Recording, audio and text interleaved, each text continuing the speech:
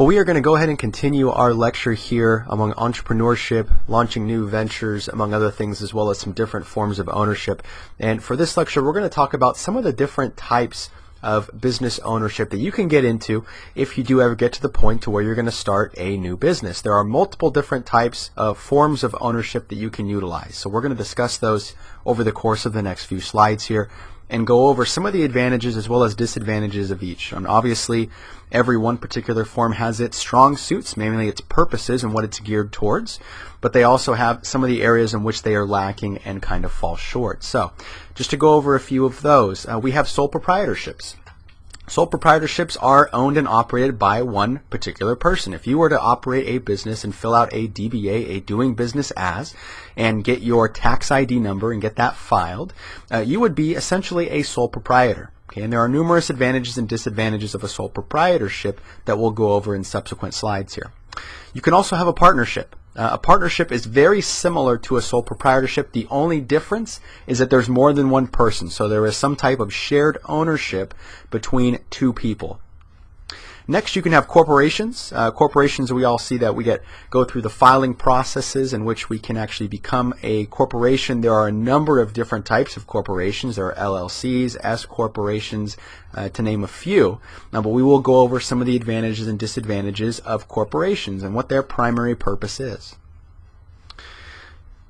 Now, in terms of a choice of ownership, it's important that as an entrepreneur, your decision to choose either a sole proprietorship, a partnership, or a corporation is based upon a number of different important factors. The first of which is your desire for control. Depending on the different type of ownership, you may have to give up more control. A sole proprietor, you have the most control because you're the only person that's in charge and running your business. So the decisions that you make and the actions that you take are your own. In a partnership, you're giving up a little bit of control because you do have another person involved. In a corporation, you're giving up a lot of control because you typically have a board of directors and different people who all have opinions and says in ultimately what happens with your company.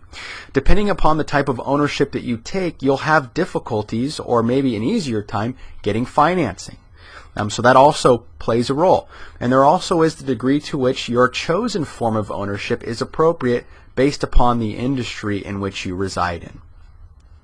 So let's look more specifically at sole proprietorships. Let's examine these and take a look at some of the advantages and some of the disadvantages of this particular form of ownership. The primary advantage for a sole proprietorship is freedom. The rules that you make and the rules that are followed are basically at the discretion of the sole proprietor. So you don't have to necessarily adhere to anyone else's ways of doing business or anyone else's practices because you're controlling the direction of the company. So that is definitely one advantage, is this idea of freedom. They also are very, very easy to form, very simple. There's very low startup costs that go into forming a sole proprietorship. Like I said, you have to file paperwork for a DBA, which is a doing business as. You have to file for a tax ID for tax purposes. Other than that, there's not really a whole lot that goes into forming a sole proprietorship. It's as easy as that, and it really is a matter of a couple of quick phone calls. So they're very, very simple to form in comparison to some of these other forms of ownership. Next thing is low startup costs. There's very little that goes into actually the paperwork. Usually there are some filing fees and those types of things. Other than that, though, there's not a whole lot of legality in terms of paperwork that you do have to go through to actually start a sole proprietorship. There also can be tax benefits as well. Income and expenses for a sole proprietorship are taxed at your own personal rate.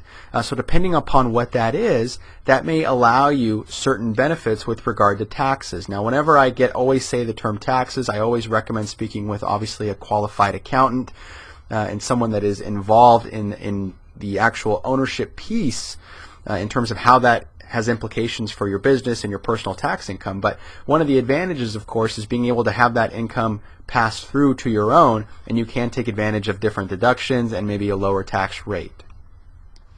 And the next is the formation of cooperatives. Cooperatives, as we'll discuss later on in the lecture, are a combination of sole proprietorships, but also give you some more financial resources because you're forming almost a like a joint venture between multiple different types of businesses. And although you're not forming specifically with one another, you're not creating a new entity, you essentially are assisting one another in how you operate, so to speak. All right, now, unfortunately, there are several disadvantages associated with sole proprietorships as well. The first of which, and probably the most prominent, is what's known as a limited liability. And what that means is that you, as the owner, are responsible for all of the debts. Because of the fact that you don't have any type of protection in the forms of legal protection, if your company essentially gets sued, there is no company. It is you.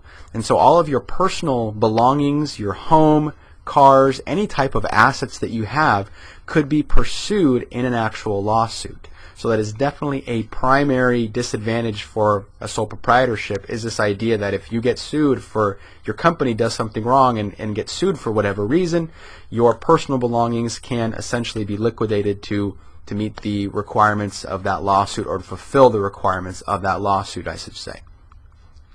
The next thing is you have limited resources. If you're a sole proprietorship, obviously the advantage is being alone and having the freedom and the flexibility to determine the outcome or the direction of your company. But that also is a disadvantage, because you and yourself, you don't have as many resources. And this isn't necessarily just have to do with money. Most time we think of resources as money. Resources also in terms of skill sets, right? There are very few of us that have the skill sets necessary to really operate a business on our own. There are multiple different skill sets that are needed. Everything from a background in accounting to maybe a finance background to a marketing background to an understanding of operations to an understanding of law. And few of us have a solid grasp of all of these different subjects enough to actually be able to effectively run a company as a sole proprietor. So not only the lack of funds, but also the lack of skill sets is implied when I say limited resources. Next is limited fundraising capability, and this kind of goes in conjunction with limited resources. Most venture capitalists, most banks, they don't feel very comfortable putting their stock into one person. And that's essentially what they're doing, right? If they agree to give you money to actually run a company, if they're making an investment in you, they're essentially betting on you. And I don't know about you, but I would feel more comfortable knowing there's at least a couple of people involved, because if one person doesn't know what they're talking about, the chances are that maybe the two other ones should know something or should say something to play devil's advocate. And so you have the ability there, if you have more than one person, to really take advantage of multiple different perspectives, multiple different skill sets. So I, as an investor, would be more comfortable with multiple people involved for that very reason, because you're not going to find one person that's going to have a good complement of all of these skill sets necessarily. And lastly, the last disadvantage is a lack of continuity. Once the sole proprietor, the person running the business in a sole proprietorship, if they were to die for whatever reason, the sole proprietorship ends. There is no continuation, so to speak, because it's continued based upon that person being in existence. So a lack of continuity is another primary disadvantage. Now let's take a look at partnerships. Partnerships, as we know, are very, very similar to sole proprietorships, the only difference being there's more than one person. So obviously, if you have more than one person, a primary advantage would be more talent and money. If I have a partnership, not only is it just my money I'm putting at stake, but I also have someone else in the mix. And it also means that person is bringing a certain complement of skills to the table as well, which we can leverage in operating our business. You also have more fundraising capability with a partnership than you do a sole proprietorship. And I mentioned this before, if I'm an investor, if I'm a bank and I'm giving you a loan or some type of investment, I feel more comfortable having multiple people involved because, once again, you have more talent. There's a greater complement of skills there, which can lead to the success of the business, or at least the higher probability of the success of the business as well. Like sole proprietorships, partnerships are relatively easy to form. It's a very similar format. One of the things that you will want to do, though, is obviously have some type of formal document indicating how revenues are split. If it's the 50-50 situation, or if it's dependent upon the investment into the partnership, how do you transfer ownership if one partner wants to leave? or disband the partnership, what happens? You want to consider those things as well. You essentially want to iron out formally on a written document, that way, because people's perceptions of what happens can change. You want it written out in terms of how the business operates, how you disperse revenues, all those different types of things. You want to leave as little the chance as possible to help you later on. And there also can be limited liability for limited partners. We'll discuss in the next slide what a limited liability partnership is. For a general partnership, though, very similar, there is unlimited liability similar to a sole proprietorship. And obviously being the primary disadvantage. If you're a general partner, you have unlimited liability. Once again, if there's any type of lawsuit, in order to fulfill the requirements of that lawsuit, they can pursue your personal assets, which can be extremely problematic. Next can be the disagreement amongst partners, and this is where it's important to have an actual written document available that kind of irons out how you're going to disperse revenues, what happens when someone leaves. Have the conversations up front when everyone isn't emotionally charged as what happens when you get in those situations. It's good to have a plan. And next, a lack of continuity as well, similar to a sole proprietorship, because it's dependent upon the actual owners. If any one of them dies or for whatever reason decides they do not want to continue in the partnership, then the partnership ceases to exist at that point. Now, one of the things that I mentioned is this concept of a general versus a limited partnership. And a limited partnership is very similar to a general partnership, only you have what are called limited partners. And a limited partner invests money into the partnership but isn't liable for the debts. So if I give a $10,000 investment into a partnership and I'm a limited partner, the maximum amount that I can lose is my $10,000 investment. For whatever reason, if the business fails and we have to liquidate and pay off debts, I cannot be pursued for my own for the debt of the business. I am liable only for my investment. So my $10,000 might be gone and I have to live with that, but I can't be pursued personally if I'm a limited partner. Now, the general partners are usually the ones that make the decisions. As a limited partner, I'm limited in multiple respects, one in which is liability. The other is my voting rights, essentially. I have less of a voice because I'm not taking as much risk, right? I'm giving the investment in hopes of getting something in return, but if everything goes south and the company goes under, I'm only liable for my investment. So a general partner, you have a little more flexibility, but on the other end, you have a much more likelihood of having to risk it all and potentially leveraging personal assets. Now, you can also have a master limited partnership. This involves actually selling shares. Now, it's not like selling shares on the open market, so to speak, but it can be very similar. So you wouldn't necessarily list them on the NASDAQ or any of these other types of exchanges or market exchanges, but you would sell shares to people. And essentially that would give them the rights to certain profits, that would give them possibly certain voting rights as well. These are less common, but it's still obviously an opportunity or an avenue for business ownership. Now let's take a look at cooperatives. I alluded to this before in a few slides prior, but a cooperative combines the freedom of a sole proprietorship with the financial power of a corporation, because what you're doing is you're grouping sole proprietorships and partnerships together to work for a common benefit. Cooperatives are very common in agriculture. We've seen cooperatives for organic foods, and those are very prevalent in the Central Valley, where multiple farms get together with one another for the purpose of offering different types of, or an array of agricultural products and different vegetables and fruits and different things. And so they can reach a broader market because they're offering a package of goods that's different just from one particular agricultural product. So cooperatives offer that benefit because alone, by ourselves, we have very limited power. But if we get together with a bunch of other sole proprietorships and partnerships, then we can work towards a common good and advance all of our unique interests. Next, we have corporations. Corporations, of course, have legal status as separate entities, meaning that you go through legal proceedings and actually file paperwork to have a separate entity, and that provides you with certain different things. Now, corporations, in terms of some characteristics, before we get to the positives and the negatives, corporations can be large or small. Most people, when they think of the word corporation, they think of this very large company that has lots of employees and lots of assets and does lots of money or lots of revenues, which isn't necessarily the case. A corporation is just a form of business ownership. It doesn't imply size of a particular company. Okay?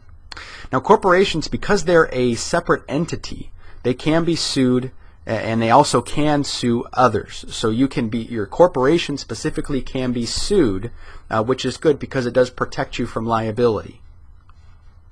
Corporations, like separate entities and citizens essentially, can buy, hold, and sell property. And so you have a lot of businesses that would hold property under the name of the corporation and not the individual owners of that corporation.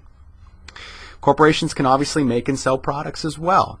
Just like individuals can make and sell products, corporations can as well. So you see that corporations have a lot of the same characteristics as we do as individuals as well. Once again, they can commit crimes and be punished for them. Same types of things that we can as individuals. And the last thing that I mentioned before is they have limited liability for the individuals who form them. So I, as maybe someone involved in the corporation, although I might put an investment into that corporation, if the corporation ceases to exist at some point and has to pay off debts, I cannot be liable for my own personal assets. They won't go after that because I'm protected by the status of a corporation.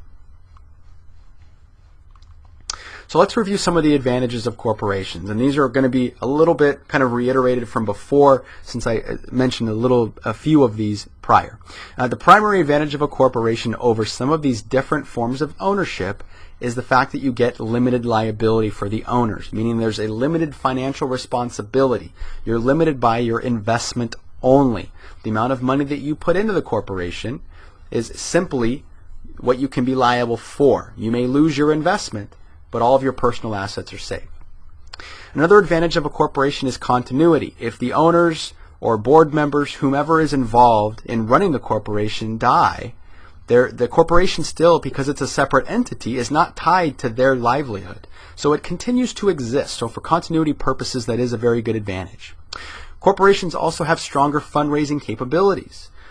When you have a corporation, you're essentially viewed as being more legitimate, as being more credible, because you've gone through proper channels to set up an actual company. And so the mentality is that you're more serious, and that translates to your ability to fundraise. As we mentioned before, it's very easy to set up a sole proprietorship and a partnership, and although that is good, there sometimes is a negative connotation to that, or negative view in terms of society, in that maybe you're just trying this out, maybe you're just testing the water. Are you really all in? Is this something kind of a side job? Whereas a corporation takes a little bit more time, effort, and money and resources to start. So the stance is maybe they're more serious. This is maybe a legitimate business, so to speak. But also in corporations, you typically have to have different bylaws and things that you abide by. And so the idea is, if you create those things, you have multiple people involved. Once again, multiple skill sets, increasing the success of the company. Now, there are several disadvantages of corporations as well. First of which is what's called double taxation. If you've taken any type of finance or possibly accounting course, you'll be familiar with this concept of double taxation. Double taxation essentially is the idea that when a company sells goods and services, it earns revenues from those, okay? And then obviously pays expenses and those types of things, and that gets whittled down to its net income, or profits essentially. And then if a corporation decides to pay dividends, which is a payment made on a per share basis to its shareholders, now I, as a shareholder, have to claim that as income, okay? So primary example, I have several shares in Walmart, for example. Walmart, obviously, we know is the largest retailer, at least physical retailer, in the world. And Walmart pays dividends on a quarterly basis. So depending on how many shares that you have, Walmart will pay a %, usually it's a percentage dividend of its income, to its shareholders, just as a reward of investing in that particular company. But when you get those dividends, you now have to claim them as income on your tax returns. So the dividends that I receive from my Walmart stock, come time to file for taxes, I now have to claim that as income, and so it's taxed again, hence the term double taxation. So that can be extremely problematic. There's a lot of talk about that potentially going away, because that is kind of an issue in terms of fostering a business environment and pro-business environment. And if we're going to try to jumpstart the economy and continue to go and grow in economic growth, is that an issue that's preventing us from growing? Maybe, maybe not. But that is a little bit of a talk about that maybe going away. Who knows? Next disadvantage is fluid control, meaning that you can have multiple different people involved, and so there's not necessarily one person directly in charge, and that can have some difficulty there, especially if somebody leaves, if somebody that was originally in charge. The corporation continues to exist, but in terms of who's controlling it, that changes, so you can have some issues there. There was a lot of concern over Apple once Steve Jobs essentially left his post as CEO and just became, or was, for that matter, board chairman before he unfortunately passed away. There was some concern if Apple can continue to develop and create these types of innovative products that were created essentially by him, that were his vision, so to speak. And so that was a concern at that point in time. And when Steve Jobs stepped down, the stock price for Apple took a dive, because that was the primary concern. Could Apple sustain this without their lead visionary at the helm? And next, as form of a disadvantage for corporations, is they can be complicated and expensive to form. They're not similar to partnerships and sole proprietorships. You can't sign a couple forms, make a couple phone calls, and essentially have that form of ownership. This takes a little more legwork. Typically when you form corporations, you have attorneys involved, and so it's complicated. Obviously, whenever you put attorneys in the mix, you're adding to expenses, and so that is another disadvantage. Now, in terms of managing corporations, there's different things that you actually have to do to manage a corporation, and a lot of these entail what's known as corporate governance. Okay. The main idea behind corporate governance is we're essentially trying to determine who makes the decisions and who is accountable. Whenever the word governance is used, it's referencing accountability. We're trying to find out, how do we determine who does what, when, where, and why, so to speak. Okay?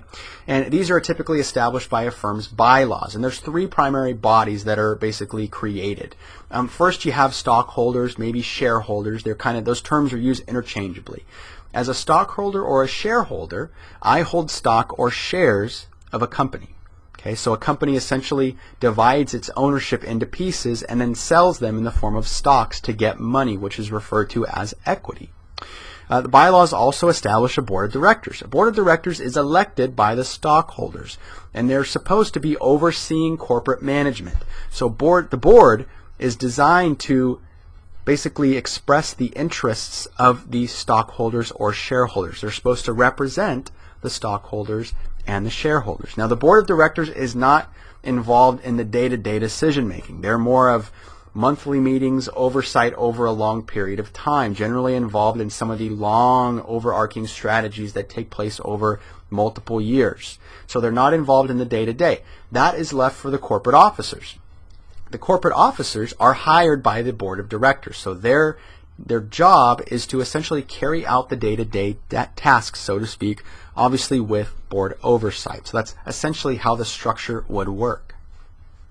I mentioned this before, but as owners of a corporation, we get what's called stock. And stock, although we don't publish an actual tangible certificate like you're seeing on your screen here, we keep track of these things digitally now. And the reason for that is because you have day traders who jump in and out of stocks over the course of a day, and so it wouldn't make sense to print an actual certificate representing you hold so many shares if you sell it by 4 p.m. So we don't issue tangible certificates. I know that kind of unfortunately is a little bit of a letdown for some people because they want to hold something and it's tangible and I have a percentage of ownership in a company. It's all kept tracked in a digital book essentially. But a stock is a share of ownership, and a company has to decide what percentage of ownership to give up. And typically most companies like to give up less than a majority so they still can control the majority decision, so that regardless if everyone disagrees, I have majority ownership, so what I say goes. The next is dividends, which are the profits distributed among stockholders. One thing to note is not all companies pay dividends. Okay, it's on a case-by-case basis. Typically, companies that pay dividends, though, are viewed as more stable companies. They're your blue chip stocks. They've been around for quite some time, and they maybe are not growing or appreciating in their share price as much, so they want to reward investors another way in the term of dispersing dividends. Now, most technology companies do not pay dividends because technology obviously is a very growing industry, and so the idea is instead of paying this money to shareholders, we're going to take that and we're going to reinvest that into our company, which is what's called retained earnings. And we're going to use that towards research and development or different projects that we're working on because we feel like we can use that money better than just paying that to our shareholders. And the way that we're going to reward people is based upon producing successful products, those products selling well, and then our share price is ultimately increasing when we release statements for positive earnings. So let's look at a couple of the different special issues related to corporate ownership. These are less common that you can see also, joint ventures and strategic alliances. A strategic alliance is when you have two or more organizations that get together to collaborate on a specific project for mutual gain. Okay, and so the idea behind this is we're forming for just a brief moment in time. This isn't something that's designed to be sustainable. We're working together for a specific project, so to speak, and then once this project is over, then we will essentially not work together anymore. So you can form a strategic alliance.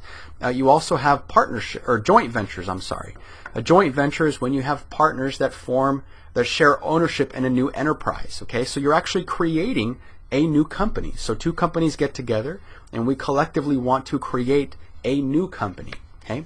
So a strategic alliance, you're not creating anything new, you're still coming together and working together as two individual units. For a long time, Intel had a lot of strategic alliances with different computer manufacturers, and you saw when you purchased a computer or a laptop, you'd see a little sticker for Intel inside. So it was kind of this alliance between the two companies to market actually together, so that the computer manufacturer would get the benefit of knowing that they have, or the consumer would see that there's the Intel sticker, so they have that recognition, and then also Intel gets the benefit of having their products in multiple different computers as well. You also have employee stock ownership plans. Okay, employee stock ownership plans essentially allow employees to own shares of a company, typically through trusts that are established, but it gives them the ability to own percentage of the company that they work for. And this is becoming increasingly popular because you want the people that work for you, you want their success to be tied to the success of the company. If all I get is an hourly wage, then I may not care if the company does good or bad. Obviously, to a certain extent, it has to do good because we want it to be obviously in existence. But I may not try as hard, right? Because I still get my hourly wage, and so that is fine. But if I have an extra incentive to do well in the form of stock, then that may be an extra incentive for me to actually go above and beyond, okay? And next you have institutional investors. Institutional investors control enormous amounts of money. They're typically pension funds, large mutual funds, and so they purchase stocks in a significant amount, not like you or I, we're purchasing a few here and there. You know, what we do in terms of trading doesn't even make a blip on the radar of the indexes in terms of movement.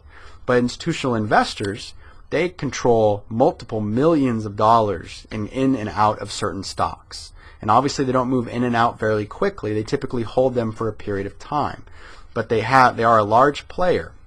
If you were to look up on Yahoo Finance or Google Finance, and if you were to look up a particular stock, the 10 largest holders of that stock are going to be institutional investors or board members or chief executives in that particular company. And that's another reason why a lot of CEOs now are paid based on stock. Because we as a board, we want them to be interested in the company's success. We don't want them just earning multiple millions of dollars in a salary and managing the company in the tank. So you're seeing a connect between ultimately the stock price and the success of a CEO. Even some CEOs for a long time, I know Eric Schmidt, who used to be CEO of Google before Larry Page took over. He was paid $1 a year. That was his annual salary. So he did not make a salary. He was paid all in stock options. And obviously, if the company did well, the stock price appreciated and made him a significant amount of money. If the company did not do well, then the stock price depreciated and he did not make any money. And so that's the way that you tie the interests of employees and chief executives to the success of the company. All right, lastly, we're going to finish up here by looking at some of the different issues with corporate ownership. We're going to talk a little bit about mergers, acquisitions, divestitures, and spin-offs. And you may have seen these in certain circles before, fairly common terminology. A merger is when two firms combine to create an entirely new company. Okay, so maybe one firm comes together and they both create a new company, a new name, maybe a combination of those two names. That could be an actual merger. You also have an acquisition.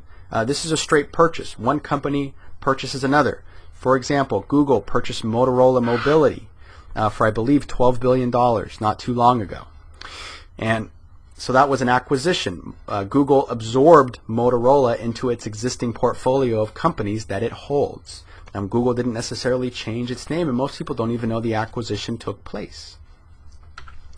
Divestiture is another form of, basically you're getting out of a particular industry. A firm is selling off one or more of its business units.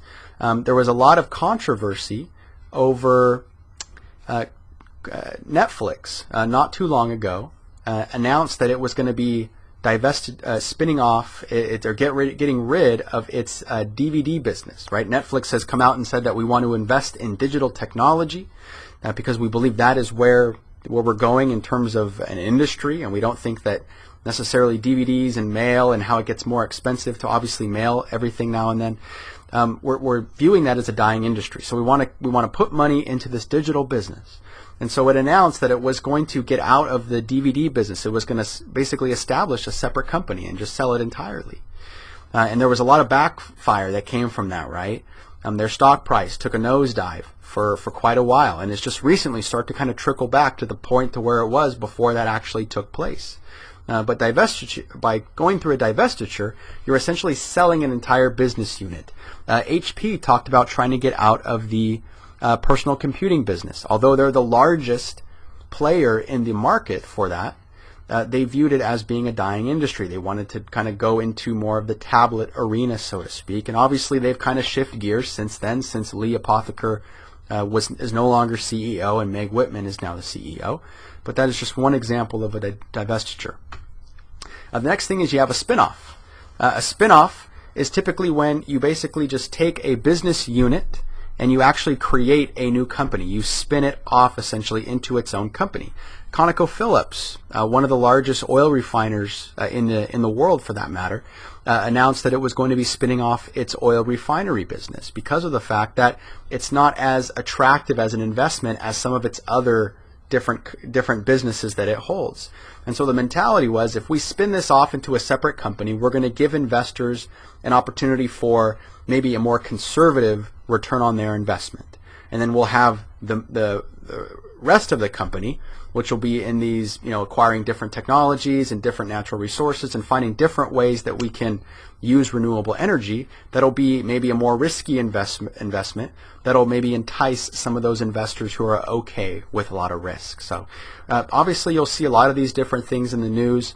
Mergers and acquisitions for the most part have been fairly quiet for some time, although we have seen a couple of larger ones in the not so distant or not so recent memory. But the divestitures and spin-offs you don't see as much. So just a couple of examples of different things that you can do in corporate ownership. All right, that concludes the two-part lecture here on entrepreneurship, business ventures, as well as corporate ownership. If you have any questions, please let me know. Otherwise, have a great week, everyone. Yeah.